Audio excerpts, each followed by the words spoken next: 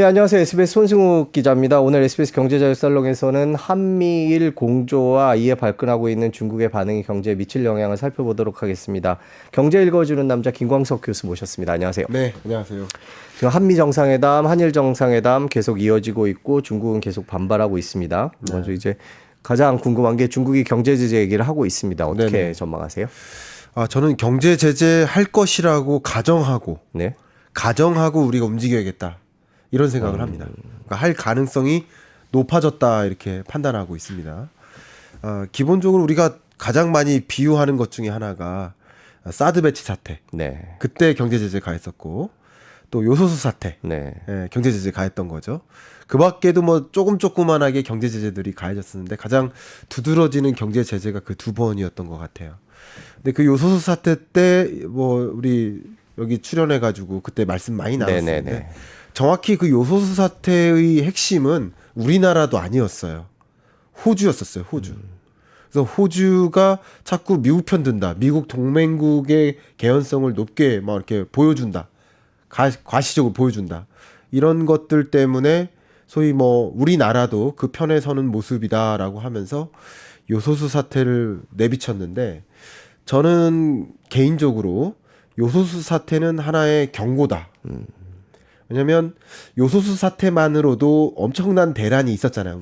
우리나라 그때 시끄러웠죠. 네. 이게 장기간 해결이 안 되면 대규모 물류난이 올 수도 있고 그러면 물류비가 올라가면 지금 상황하고 그때랑 또 다른데 지금 인플레이션 상황인데 이 물류난이 다시 제기되면 엄청나게 또 인플레이션을 잡는데 더뎌요. 시간이. 그럼 경기 침체가 장기화되는 거예요. 근데 요소수 정도의 공급, 그러니까 요소 공급을 차단함으로써 우리나라에 요소수 사태가 온 거잖아요. 당시에 우리나라의 97.7%의 요소를 중국에 의존하고 있었는데, 근데 지금의 모습은 한국이 말 그대로 좀 대놓고 가시적으로 미국과 동맹국임을 보여주고 있고 또 일본과 함께 한미일 이런 공급망 동맹 이것을 가져가고 있고 이런 과정 속에서 또 그 사이에 뭐가 있었냐면 전쟁이 있었죠. 러시아 우크라이나 전쟁. 그러니까 이 전쟁 이후에 이미부터 세계가 둘로 쪼개지기 시작했어요. 둘로 쪼개지는 현상을 탈세계화라고 하잖아요. 이 탈세계화라는 흐름이 이미 일어나고 있었고 러시아 또 중국 또 중동국 이들 국가들끼리 뭔가 동맹국을 결성하고 또 미국, 유럽, 한국, 일본 이들과 또 동맹국을 결성하는 둘로 쪼개지는 현상이 명확하게 전개되고 있었는데 이번에 어떻게 보면 한국이 미국과 또 일본과 이게 동맹국임을 또 명확히 보여주는 그 갈등 관계가 좀 있었잖아요. 일본 같은 경우는. 그것마저 해소시키면서 말 그대로 동맹국임을 보여주는 과정이기 때문에 중국과 또 북한이 보기에 쟤네 뭔가 혼쭐을 내야 되겠다라는 특단의 조치를 분명히 발표하지 않을까 하는 생각이고 그럼 무엇일까가 문제잖아요. 무엇 공격할까? 그러니까 요소수 사태는 정말 말 그대로 경고라고 말씀드렸던 것처럼 극단적으로 우리나라가 중국에 의존하고 있고 그 의존하고 있는 영역 자체가 주력 산업이면 중국 입장에서는 공격하기 딱 좋은 대상이 되겠죠. 그게 여러분들이 많이 투자하고 계시는 반도체와 2차 전지 그리고 그 밖에 여러분들이 관심이 있어 우리나라의 주력 산업들이죠. 주력 산업을 나열하면 뭐 반도체, 자동차 부품 그리고 뭐 가전제품, 스마트폰 그리고 그 밖에 뭐 석유화학 뭐 이런 것들이잖아요. 철강, 조선, 디스플레이, 2차 전지 이런 것들입니다. 근데 2차 전지 우리나라 전체 수출액의 한 2% 정도 돼요. 반도체는 뭐 이 시국 말고 23년 요 시국 말고 22년 기준으로도 18.9%니까 그냥 압도적인 비율 18.9%도 그마저 줄은 거예요. 그 전에는 20%를 초과한 적도 있었어요.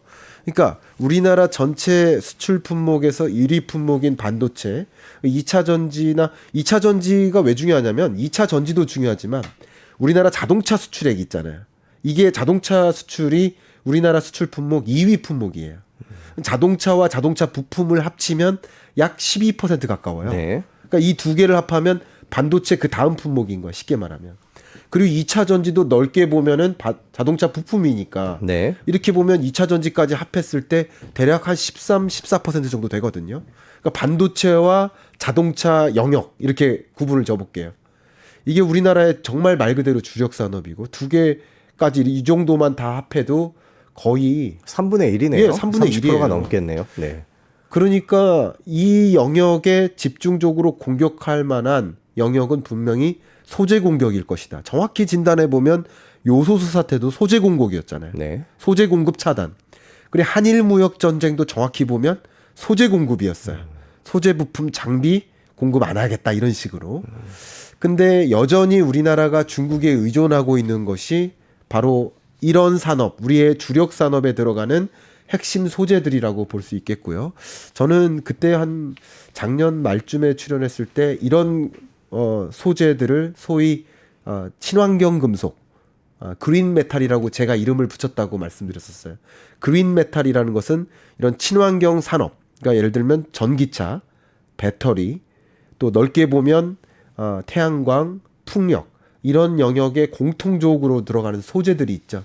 그게 대표적으로 리튬, 구리, 니켈, 팔라듐 이런 영역인데 이미 우리는 이런 영역에 중국의 압도적인 의존을 하고 있어요.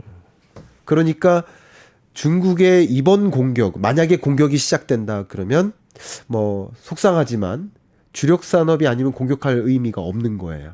그리고 중국 입장에서는 가벼운 공격에 한국이 정말 휘청하는 모습을 볼 것으로 기대할 것으로 생각합니다. 그런 관점에서 이 주력 산업에 들어가는 핵심 소재, 특히 이제 천연 잔물, 천연 광물 혹은 소재 이런 것들이 좀 주목되고요. 특히 22년부터 세계 경제의 핵심 주제가 공급망 병목 현상이었잖아요. 근데 공급망이 완전히 차단되다시피 완전히 그 병목 현상이 일어나고 그게 이제 전쟁 이후 러시아 우크라이나 전쟁 때문에 더 촉발한 거죠. 그게 초인플레이션을 만들었던 거예요. 그러니까 공급망 문제가 다시 제기되면 인플레이션 다시 촉발할 수 있어요. 그러니까 어떻게 보면 이 인플레이션 압력에 가장 지배적인 영향을 받고 있는 나라들이 미국, 유럽입니다. 우리나라는 상대적으로 덜한 거예요. 네. 미국은 물가 상승률 정점이 9.1%였고요. 영국이나 유로존 같은 경우 10%대를 초과했어요. 그러니까 고물가의 지배적인 압력을 받는 나라가 서구권이기 때문에 그런 나라들에 대한 어떤 공격으로서 뭔가 소재 공급 차단. 더군다나 지금 일련의 한미일 동맹이라는 이 특징이 공급망 동맹이라고 볼 수 있거든요. 뭐 반도체 공급망 동맹이 됐든 공급망 동맹이고 그 공급망은 특히 포커스가 반도체, 전기차, 2차 전지, 신재생 에너지 이런 영역 말 그대로 바이든이 꿈꾸는 미래 산업인 거예요. 바이든이 꿈꾸는 주력 산업. 그런 영역을 중심으로 공급망을 완전히 안정화하자. 왜냐하면 일본이 워낙 또 소재 강국이고 한국은 또 반도체 영역으로 본다면 제조 강국이고 또 미국은 설계 강국이니까 이들끼리 똘똘 뭉쳐서 그 동맹국이 아닌 피동맹국에게는 이런 거 공급하지 말자라는 방향으로 움직인다. 공격을 가한다. 라고 했을 때 그 충격이 더 클 거라고 보고 있기 때문에 그런 식으로 움직이는 과정이니까 중국 입장에서 과연 너네가 나를 배제하고 이게 될 것 같아 라는 뭔가 효과가 충분한 공격을 가할 거라고 보고 있고요. 그런 면에서 저는 앞에 말씀드렸던 그린 메탈 영역, 우리나라 주력 산업에 이게 2차 전지는 아직 그 수출 비중에서 많은 비중을 차지하는 않지만 그럼에도 불구하고 이것은 우리가 키워갈 미래 유망 산업으로 보고 있잖아요. 더군다나 현재 세계 시장 점유율을 보면 2차 전지 중에서도 CATL이나 BYD가 세계 시장 점유율을 넓혀 나가는 이유가 중국 자국 시장을 중심으로 넓혀 나가고 있거든요.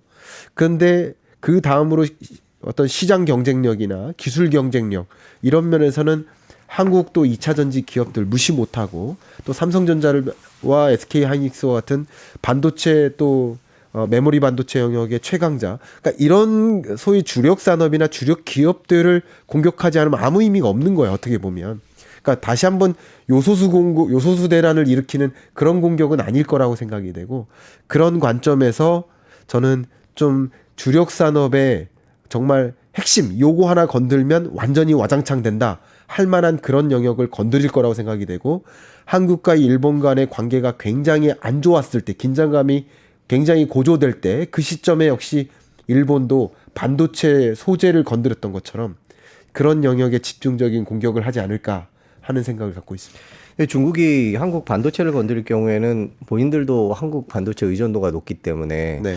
그게 그 보복이 될 수 있는 건가라는 생각이 들기는 해요. 네. 그거에 대해서는 어떻게 보십니까? 결국 이제 이 부메랑을 딱 던졌는데 상대방 맞추고 다시 돌아와서 자국에게 돌아오지 않을까 하는 걱정 분명히 할 겁니다. 그런 면에서 지금 만약에 공격을 한다면 한국을 좀 크게 공격을 가하고, 그리고 자국에는 영향력을 좀 덜 줄 수 있는 영역. 그게 그래서 저는 개인적으로 제가 2차 전지라고 얘기하고 싶진 않지만 네. 2차 전지에 대한 공격을 좀 많이 할 거라고 생각해요. 왜 그러냐면 중국은 이미 CATL이나 BYD가 이미 압도적인 중국 내 시장을 장악하고 있고, 중국은 지금 이런 국제 정세 상관없이 자국의 시장을 포섭하기 위해서 자국 시장을 보호하기 위한 비관세 조치를 이미 단행하고 있어요. 네. 네, 한국 전기차 안 돼 이렇게 써놓진 않아요. 근데 어떤 기술적인 면을 고려해서 이런 성격의 기술을 갖고 있는 2차 전지는 중국 내에서 시장에 통용될 수 없어 라는 종류의 비관세 조치를 단행하는 거죠. 그래서 우리 반도체 우리 2차 전지 기업들이 중국 시장에 들어가기가 정말 쉽지가 않은 상황인 거예요. 그런 허들을 넘을 수가 없어요. 그렇기 때문에 2차 전지 같은 경우는 중국 입장에서 뭐 굉장한 영향력을 이미 행사하고 있고, 그리고 중국 이외의 다른 시장으로 넘어가는 그런 과정이기 때문에 2차 전지에 대한 핵심 소재 공급 차단이라든가 이런 문제 굉장히 강하게 가져갈 것 같고요. 절대 여러분들 오해하시지 마시고 제가 중국 2차 전지 기업이 유망합니다 이걸 말씀드리는 게 아니에요. 그걸 말씀드리는 게 아니라 그런 공격이 있을 때 과연 우리가 잘 해낼 수 있을까 하는 걱정이고, 그것에 선제적으로 대응했으면 좋겠다라는 말씀을 드리는 거예요. 그 다음 한 가지 또 강조하겠습니다.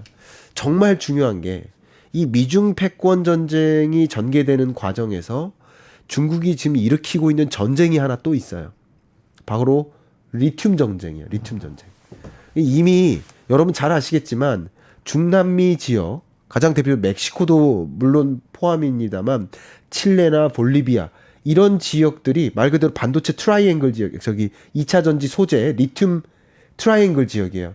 그 남미 지역이 세계 리튬 생산량의 한 60% 가까이 차지할 만큼 압도적인 영향력을 갖고 있는데, 얘네들이 지금 뭐를 선언합니까? 국유화, 리튬 국유화를 선언합니다. 그 밖에 리튬 외에도 다른 그 밖에 비철금속이나 광물에 대한 국유화를 선언해요. 이 국유화한다는 것은 통제하겠다는 거예요. 네.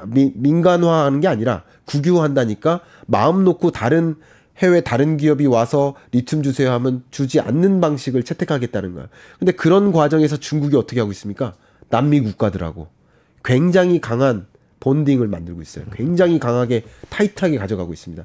그동안 굉장히 많은 사회 간접 자본 지원 같은 거, 다리 건설하고 도로 건설하고 할 때 지원해주고, 광산 같은 것을 우리에게 넘겨라 혹은 우리 같이 공유하자 이런 방식으로 리튬 전쟁을 일으키고 있고요. 한 사이드가 남미고요. 그 다음 한 사이드가 아프리카예요. 그러니까 이런 지역을 중심으로 리튬 확보에, 그러니까 제가 강조하고 있는 게 지금은 사실은 자원 전쟁으로 다시 돌아가고 있어요. 이 공급망 이런 공급망적 그런 밸류 체인을 만들고 공급망 동맹을 만드는 것도 결국 안정적으로 이런 자원을 수급받는 것까지 포함입니다. 근데 중국이 이미 남미와 또 아프리카 지역을 중심으로 이런 광물 자원을 확보해 나가기 위해서 이미 이만큼 움직였어요. 굉장히 많은 사회 간접 자본 제공하고 돈도 빌려주고요. 그리고 빌려주면서 우리 1대1로 사업도 뛰어들 수 있게 도움 주고요. 그러면서 그 페이를 위안화로 할 수 있게. 네. 그래서 위안화의 국제화도 이루고 있고 여러 가지 면에서 그런 방식으로 리튬 전쟁이라고 표현했지만 광물 자원 전쟁을 일으키고 있는 중이에요. 그런 와중에 만약에 우리가 물론 호주나 그 밖에 대체제가 있겠지만 그럼에도 불구하고 우리가 생산하는 그 2차 전지에 들어가는 소재를 중국이나 뭐 중국 동맹국에 의존하고 있는 상황에서 만약에 그것을 차단하게 되면 더 비싼 값에 다른 나라로부터 리튬이나 그밖에 광물 자원을 사와야 되고 그러면 그만큼 가격 경쟁력이 실추되는 거죠. 그런 것들이 저는 가장 우려되는 상황이기 때문에 분명히 공급망과 관련된 또 다른 보복이 있을 수 있다라고 좀 생각을 하고 있습니다. 거시적으로 여쭤볼게요. 이제 한국, 미국, 일본, 그러면 북한, 중국, 러시아, 한미일 북중러라고 표현을 하는데요. 이 신냉전 기류로 인해서 네. 이제 우리나라가 경제적으로 얻을 수 있는 것과 잃을 것 이런 네. 거시적인 얘기들이 나오는데 그거에서 그런 논란에서 우리가 눈여겨 봐야 될 대목은 교수님께서는 개인적으로 어떤 걸 꼽으십니까? 예, 양쪽 동맹국 간의 긴장감이 팽배해지는 이런 국면에는 자연스럽게 안보 영역의 예산을 더 많이 확보할 수밖에 없습니다. 그러니까 이들 국가들 말고도 세계적으로 많은 국가들이 안보적으로 그냥 자립할 수 있도록 안보적으로 좀 흔들림 없도록 준비 태세를 강화하는 노력을 그 예산의 흐름에 다 보입니다. 그러니까 국방 안보 영역에 얼마나 예산을 더 증액하는지를 확인할 수가 있습니다. 그런 식으로 다른 건 다 줄여도 이런 영역에는 더 많은 예산을 할당하다시피 하고 있기 때문에 뭐 당연히 뭐 기대한다라고 표현하기 좀 죄송스럽습니다만 우리나라의 이 국방 영역에 해당되는 무기 수출이라든가 이런 영역에서는 기대할 만한 것들이 뭐 경제적으로는 분명히 있을 수 있다. 그러니까 중장기적으로 이 탈세계화가 진행되고 이걸 신냉전 시대라고도 표현해보고 어쨌든 세계가 둘로 쪼개지는 그런 과정에서 뭐 자그마한 군사적인 충돌도 있을 수도 있고요. 그런 긴장감이 계속 돌기 때문에 뭐 중기적으로 봤을 때 이게 단시간 내에 뭐 화해 모드로 가진 않겠죠. 그런 것들은 어쨌든 무기에 대한 어떤 체제 정비 그리고 첨단화 이런 것을 궁극적으로 노력할 거고요. 우리나라의 이 무기 영역이 첨단 무기들이 1등급에는 안 들어가요. 네. 굳이 따지면 이제 A 등급부터 D 등급까지 쭉 나누면 A 등급에는 들어가는데 A 플러스까지는 안 가요. 그런데 이런 많은 국가들이 A 플러스를 원하지 않아요. 왜냐하면 예산 한도 내에서 A 제로를 원해요 지금. 그래서 왜냐하면 장비를 확보를 해야 되고 첨단적으로 가기보다는 적정한 수준으로 방어 능력 태세를 갖추기 위해서 그리고 우리나라의 이런 방위 산업 영역이 굉장히 좋은 게 AS예요. 네. 우리나라 방위 산업이 AS가 정말 중입니다. 그런 것들도 이제 다 감안을 하고 있기 때문에 그래서 기술적으로 상대적으로 A 플러스는 아니지만 가격 대비 A 플러스도 없는 거예요. 근데 A 플러스급을 살려니 너무 비싼 거고 A 제로급의 첨단 장비 이런 것들을 많이 확보하고 AS가 되고 뭐 그런 것들을 좀 고려했을 때 한국에 대한 그 방위 산업에 대한 관심이 더 집중될 거고 이런 것들은 당연히 주가에 반영이 될 수밖에 없는 것이죠. 예, 그렇게 저는 개인적으로 생각하고 있습니다. 네, 그렇군요. 자, 저희가 지금 한국, 미국, 일본 그리고 중국, 러시아 이런 최근 신냉전 분위기 때문에 우리나라 경제에 어떤 영향을 미칠지에 대해서 짚어봤고요. 이제부터는 경제학자 모셨으니까 경기 침체 얘기를 좀 해봐야 될 것 같습니다. 네. 최근에 경기 침체다 아니다 논란이 있는데요. 일단 저희가 월스트리트 저널 기사를 하나 준비를 했습니다. 최근에 투자자들이 어떻게 하고 있는지를 분석한 기사인데요. 투자자들은 갈팡질팡이라는 제목으로요. 공격적인 투자와 방어적 투자를 동시에 하고 있다는 거죠. 이중시입니다. 이렇게 월스트리트 저널이 얘기를 했는데요. 경기 침체가 올 것이기 때문에 공격적으로 못하겠다는 얘기. 그다음에 그렇게 되면 미국이 금리를 내리는 거 아니야? 그러면 또 주가가 오르는 거 아니야? 라는 생각. 예. 이 두 가지 엇갈린 생각이 왔다 갔다 하면서 요즘 뭐 갑론을박이 계속되고 있습니다. 그래서 요 얘기를 좀 여쭤보고 싶은데요. 네네. 일단 첫 번째 질문은 그겁니다. 경기 침체 네. 온다 뭐 이미 시작됐다 아니다 아직 시작 안 됐다 여러 가지 의견들이 있는데 교수님께서는 개인적으로 어떻게 보고 계세요? 경기 침체는 이미 와 있다. 네. 그렇게 생각하고요. 다만 그 경기 침체 맞다라는 것을 확인하는 과정은 3분기가 될 것이다. 왜냐하면 경기 침체의 정의가 좀 분분합니다. 저도 이제 경기 침체의 정의를 좀 여러 가지를 사용하고는 있는데 가장 범용화된 경기 침체를 보여주는 그 정의가 네. 2분기 연속 마이너스 증가율 GDP가 네. 그걸 볼 때 경기 침체다라고 보통 보고 있거든요. 근데 2분기 지표가 나오면 그러면 23년 7월 말에 그러니까 6월까지가 2분기잖아요.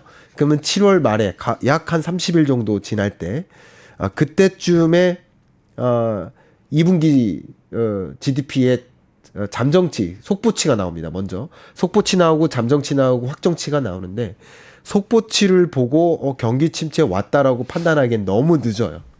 그래서 우리가 확인하는 것이 선행지표를 확인하고 또 경제 전망치를 우리는 확인하잖아요. 네. 근데 IMF의 경제 전망에 따르면 세계 경제 관점에서 평년 성장률이 3.5%거든요.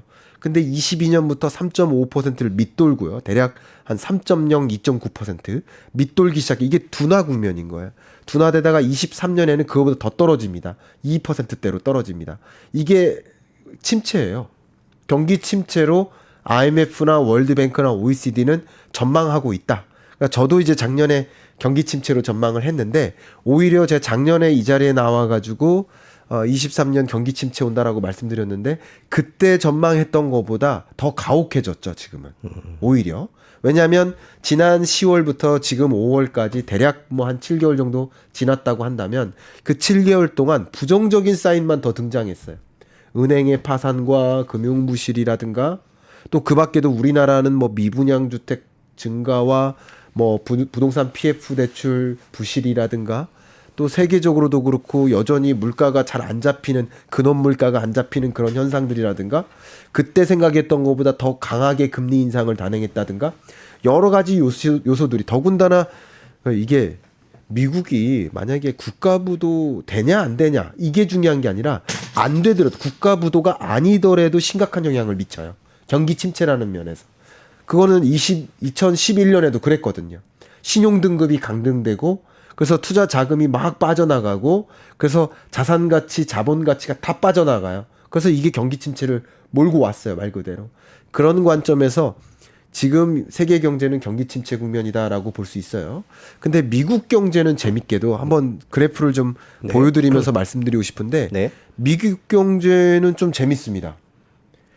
보시면 2022년에 2.1%고 23년은 1.6%로 IMF가 미국 경제를 전망했습니다. 네. 근데 이 전망치를 좀 가만히 보면 22년 10월에는 23년을 1.0%로 그리고 23년 1월에는 1.4%로 상향 조정했고 또 4월 들어서 한 번 더 상향 조정한 거예요.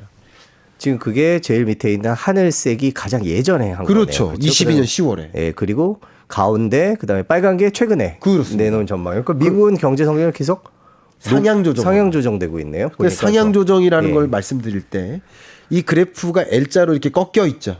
이거 자체가 경기 침체 국면에 진입하는 모습이에요. 네. 경기 침체가 아니다, 기다 이걸 논할 건 아닌 것 같습니다. 경기 침체 국면 맞아요. 네. 다만 그 경기 침체의 강도가 얼마나 강한가 이걸 보여줘야 되는데 22년 10월까지만 해도 하드랜딩 할 것 같은데 하드랜딩까지는 아니다. 그래도 이 정도는 마일드한 경기 침체다.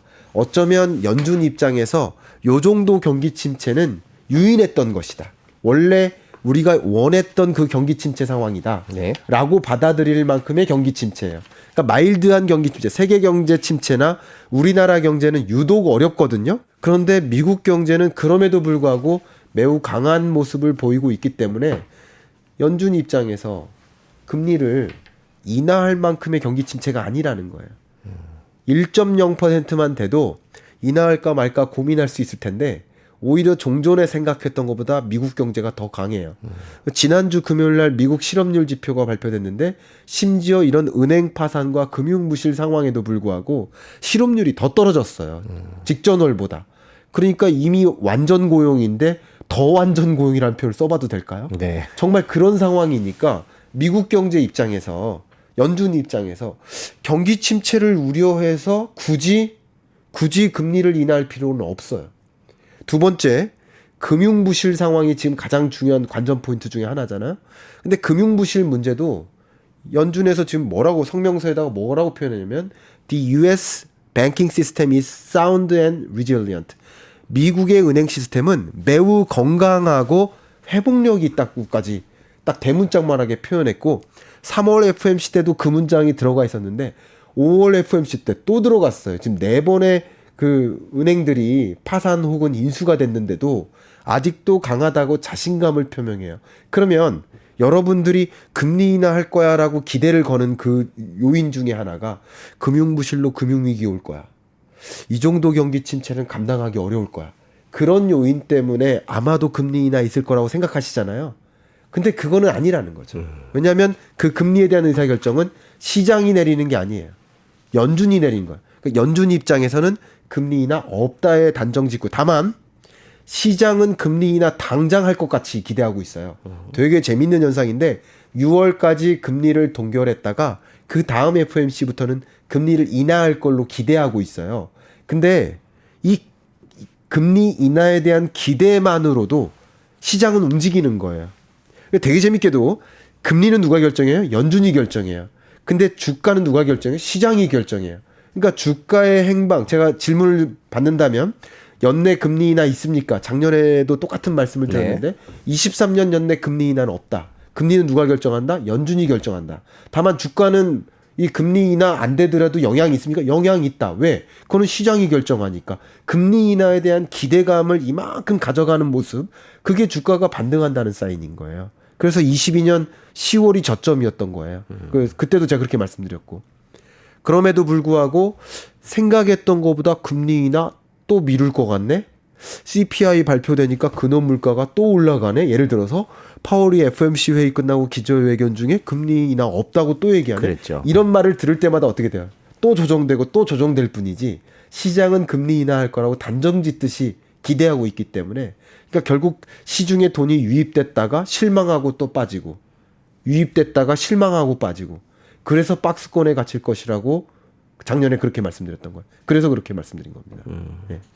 그럼 결론을 내려보면 결국에는 경기 침체는 왔는데 미국이 금리 인하를 할 정도까지 그렇게 상황이 나쁘지는 않다. 상황 나쁘지 않다고 인지하고 있습니다. 네, 그러니까 실업률 같은 것들이 예상보다 잘 버티고 있고요. 네. 말씀해주신 걸 정리해 보면 은행 위기도 괜찮다고 물론 이제 그 연준 발표 이후에도 뭐 문제가 계속 크고 작은 문제들이 불거지고는 있습니다만은 하여튼 괜찮다고 얘기를 했고 그런 측면에서 또 더군다나 파월 의장이 올해 금리 인하 없다라고 얘기했으니까 네. 이제 그런 측면이 있는데 시장은 다르게 생각할 거기 때문에 주식 시장은 또 다르게 움직일 수 있다. 거죠. 이렇게 두 가지를 다 손바닥 위에 올려놓고 보셔야 됩니다.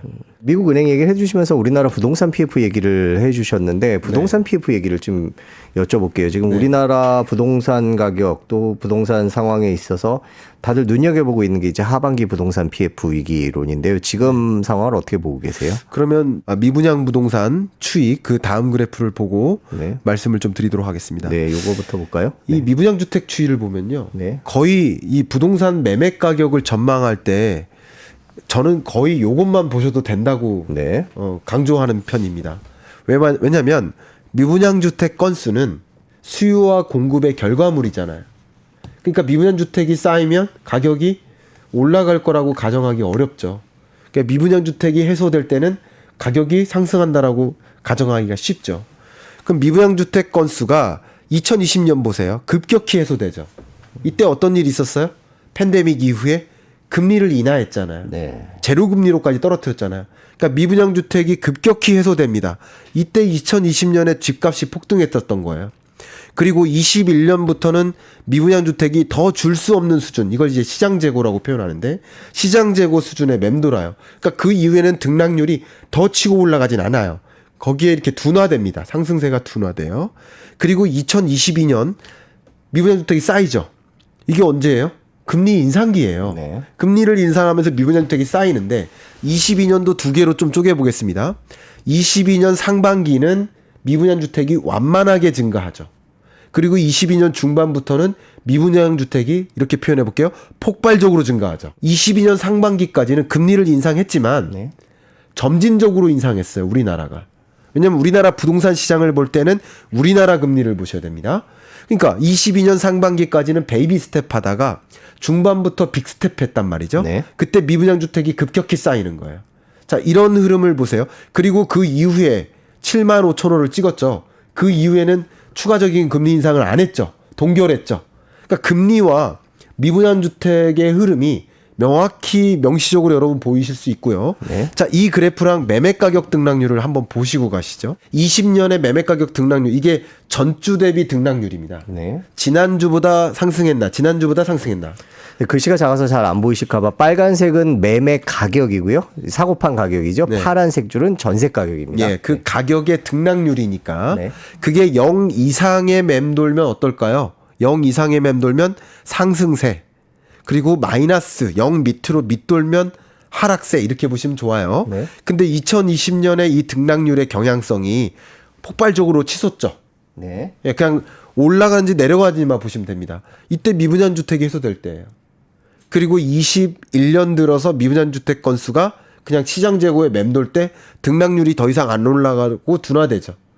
그리고 22년 들어서 미분양 주택 건수가 증가할 때 상승세가 급격히 둔화되다가, 그리고 22년 중반부터 미분양 주택 건수가 급격히 늘어날 때 그때 마이너스로 전환되는 거야. 0 밑으로 꺼지죠.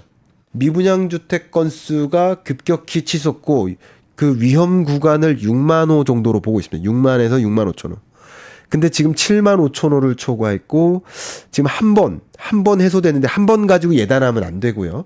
그리고 유의미한 수준은 아닙니다. 7만 5천 호대에서 7만 2천 호대로 해소됐고, 또 한 가지 미분양 주택 건수는 이런 흐름이지만 준공후 미분양, 이게 악성이라고 보잖아요. 네. 악성 미분양 주택은 계속 오르기만 합니다. 계속 늘기만 합니다. 그래서 대략 한 7,500호, 요 정도, 8,500호, 요 정도로 계속 늘기만 합니다. 그러니까 이런 경향성을 본다면 부동산 PF 대출이라는 그 의미 자체가 분양되고 나면 돈 갚을게요 하면서 빌리는 거잖아요. 근데 분양이 안 되고 계속 쌓이고 있으니까 갚을 능력이 어떻게 됩니까? 상실돼요. 그러면 건설사들이 못 갚으면 이 건설사를 뭐라고 합니까? 부도가 났다라고 표현해요. 네. 부도 나면 은행은 그 돈을 받을 수 있나요, 없나요? 못 받죠. 못 받으니까 금융부실로 전개가 되죠. 그러니까 이것은 우리나라의 금융부실로 전이되는 현상이다라고 보고, 미분양 주택이 해소되지 않는 그런 과정 속에서는 금융부실 문제가 여전히 존재할 것이다. 이게 재밌게도요, 부동산 PF 대출 잔액과 그리고 연체율, 이런 데이터가 대부분 제일 최근 데이터가 22년 3분기 데이터입니다. 한번 보세요. 이게 왜 그러냐면 잘 공개가 안 돼요. 저도 좀 그냥 통계청이나 한국은행에 공시됐으면 좋겠어요. 금감원이나 공시됐으면 좋겠는데 공시가 잘 안 돼요. 이 데이터가 어디 출처인지 알아요? 국회의원이에요. 국회의원실에서 데이터 받아가지고 보도자료로 뿌린 데이터예요. 그게 22년 3분기 데이터밖에 없습니다. 근데 미분양 주택이 지금 23년 들어서 더 치솟았는데 1, 2, 3월까지. 근데 부동산 PF 대출 잔액은 더 쌓였을 것이고, 그 더 쌓인 것 중에 일부가 그동안 금리는 더 올라갔으니까 그동안 부동산 연체율, PF 연체율은 더 올라갔을 것이고, 그러면 그렇게 가정을 해보자는 거죠. 왜냐하면 데이터가 네. 없으니까. 네. 그렇게 본다면 이 부동산 PF 부실은 매우 심각한 상황이다라고 저는 강조하고 싶습니다. 올 하반기에 이런 문제들이 터질 것이다. 그렇게 저희 프로그램에 나와서 전망해 주시는 분들이 많더라고요. 네. 교수님께서는 어떻게 보세요? 지금 이게 계속 터진다 문제가 될 거다라고 얘기하지만 정부에서는 잘 누르고 있다, 이렇게 서로 엇갈린 주장들을 하고 있고, 말씀해 주신 대로 최근 통계가 정확히 빠르게 공개되고 있지 않다는 한계도 있고, 그래서 네. 이런 것을 바라보고 있는 일반 투자자분들 입장에서 집을 사야 될 생각을 하시는 분들 입장에서도 이런 내관이 남아있는 상황, 폭탄이 남아있는 상황에서 내 집을 마련할 수는 없잖아요. 그래서 네. 그게 신경이 쓰이는데 네. 어떻게 판단을 해야 될까요? 언제쯤 문제가 될까요? 네. 문제가 된다 안 된다를 언제쯤 알 수 있을까요? 자, 이런 금융부실 상황이 전개되다 보니까 많이들 이제 은행들 혹은 금융사가 아까 비슷한 말씀 드렸지만 대출을 스스로 잘 안 해줘요. 왜냐하면 수익성보다는 이제 안정성이에요. 돈은 이미 많이 벌었어요. 21년 이후부터 22, 23년 동안 돈 많이 벌었습니다. 금융사들이. 왜냐하면 이자 수익이 넘쳐났기 때문에. 그랬는데 이 부실을 떠안고 있는 금융사 입장에서 추가적인 부실을 만들지 않기 위해 노력해요. 예를 들면 지금 사업자 등록증에 건설업이 찍혀 있어요. 그러면 대출 안 해줍니다. 아예 건설업이 찍혀 있는 그 사업자는 대출을 못 받습니다. 그만큼 매우 까다롭게 대출을 해주고 있어요. 그래서 이 금융부실의 여파가 정말 시스템적 리스크로까지 확산할 거라고 생각은 안 해요. 첫 네. 번째. 왜냐하면 그렇게 대응하니까. 그리고 우리나라 정부도 금융규제를 단행하니까 저는 그렇게 판단하고 있습니다. 두 번째 제가 강조하고 싶은 게 있는데요. 많이들 부동산 PF가 부실하니까 그 금융사가 무너지고 그러면 금융위기가 나는 거 아니냐 이렇게 보시는데 그럴 위협은 제가 보기엔 없어 보입니다. 그러니까 금융부실 자체가 경기 침체를 가져오는 것이지 이게 금융위기로까지는 가지 않는다. 왜 그런지 말씀드릴게요. 지금 가장 많이 거론되고 있는 금융사들이 이금융권 중에 저축은행이라든가 뭐 상호신용금고라든가 새마을금고라든가 이런 이금융권의 부실 문제를 좀 가장 많이 강조하고 있는 모습인데요. 이 이금융권 중에서 어떤 상황이냐면 이금융권이 아까 말씀드린 대로 돈 많이 벌었어요. 네. 다만 부동산 PF 부문은 부실한 거예요. 이 아주 쉽게 예를 들어보면 이렇습니다. 삼성전자가 사업을 하는데 반도체도 만들죠. 스마트폰도 만들어요. 가전제품도 세탁기, 냉장고 다 만들어요. 근데 이 중에서 만약에 세탁기 부문이 어려워졌어요. 난리가 났어요. 네. 그럼 삼성전자가 무너집니까? 그거 아니죠. 네. 비슷한 논리예요. 이 금융사들이 돈을 많이 벌었어요. 네. 그러니까 역대 최고의 수익을 영업이익을 남기고 네네. 있어요. 근데 부동산 PF만큼은 못 받는 잔액이 있는 거예요. 그래서 그렇다고 해서 그 금융사가 쓰러질 만큼이냐? 그렇게 보이지는 제가 않고 있습니다. 그 비중을 보면 전체 사업 포트폴리오에서 부동산 PF 연체율이 높고 이런 것들은 특정 금융사의 경우에는 증권사나 뭐 이 금융권의 일부는 굉장히 위태위태하다. 연체율이 높으니까. 그러니까 이제 마치 그 금융사가 쓰러질 것처럼 생각하지만 저는 개인적으로 그 금융사 하나만을 놓고 보면 그 부동산 PF 영역은 전체 대출액에서 큰 비중을 차지하지 않고요. 그래서 그 금융사가 쓰러질 거라고 보고 있지는 않고 있습니다. 그래서 이게 금융위기로까지 가지는 않는다. 다만 금융부실한 상황이 뱅크데믹, 전염병처럼 계속 돌기 때문에 경기 침체에 더 부정적인 영향을 주는 대출을 까다롭게 하고 대출 받기 어려우니까 더 비싼 대출을 받으려고 기업이나 가게가 이제 하고 그러면 더 비싼 대출이니까 더 많은 이자 상환을 부담하면서 사업하고 뭐 소비하고 해야 되니까 이게 말 그대로 어렵죠. 그러니까 신규 투자를 못 하죠. 그래서 기업 경기 실사 지수도 계속 꺾이고 있고 기업의 우리 가계의 소비 심리라고 볼 수 있죠. 소비자 태도 지수도 역시 꺾이고 있고 이런 것들이 금융부실 상황이 더 전개되면 전개될수록 더 그런 거죠. 그러니까 금융부실이라는 그 어려움, 예를 들어서 발톱에 예를 들어서 엄지발가락에 상처가 났어요. 근데 제가 심각한 생명적인 위협은 아니에요. 그러나 이게 계속 신경 쓰이는 거예요. 약간 그런 모습처럼 경제가 전개될 것이다라고 저는 보고 있는 중입니다. 그 부동산 PF 문제가 더 크게 그러니까 발에 난 상처가 더 덧날 가능성이 없다라고 말씀하실 수는 없겠죠, 물론. 그게 우리 아무 위협 없다. 네. 이렇게 말씀드리는 거 아닙니다. 네. 그럼 제가 금리 그래프를 한번 잠깐 볼게요. 네. 우리가 보고자 하는 금리가 사실은 기준금리보다는 시중금리 아니겠습니까? 네. 그러니까 시중금리를 전망할 수 있는 그 전망치가 이제 코픽스예요. 코픽스. 이 코픽스는 우리나라 은행들이 자금을 조달받을 때 들어가는 조달 비용이라고 볼 수 있겠어요. 근데 이미 22년 말에 정점 찍고 이 코픽스는 떨어지고 있죠. 그러니까 금리가 떨어지는 거가 저것 때문이죠. 그렇죠. 그러니까 은행 금리가. 그렇습니다. 예. 코픽스 떨어지고 있어요. 그러니까 떨어지고 있으니까 미분양 주택이 금리하고도 거의 면밀하게 맞아떨어집니다. 그런 관점에서 시중금리는 어쨌든 추가적으로 올라가지 않는다.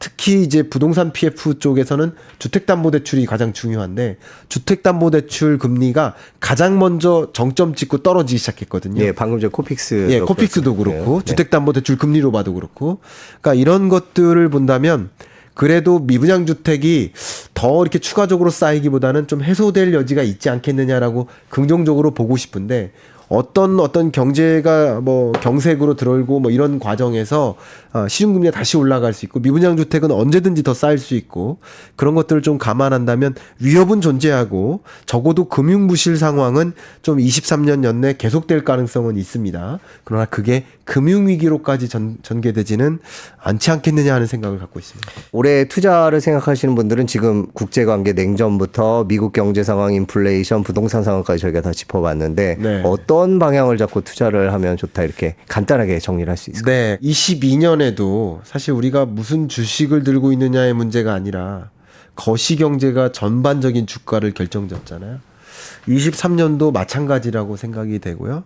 그래서 여러분들이 관전 포인트로 가지셔야 될 게 물가 불안 요인이 있습니다. 물가 불안 요인이 작용하면 작용할수록 금리 인상은 더 될 수도 있는 거예요. 상방은 열려 있는 거고, 그리고 금리 인하를 더 기대할 수가 없는 거예요. 첫 번째, 그 물가 불안 요인이 나올 때마다 말 그대로 주가가 또 떨어지고 할 겁니다. 그거 한 가지 관전 포인트인 것 같고요.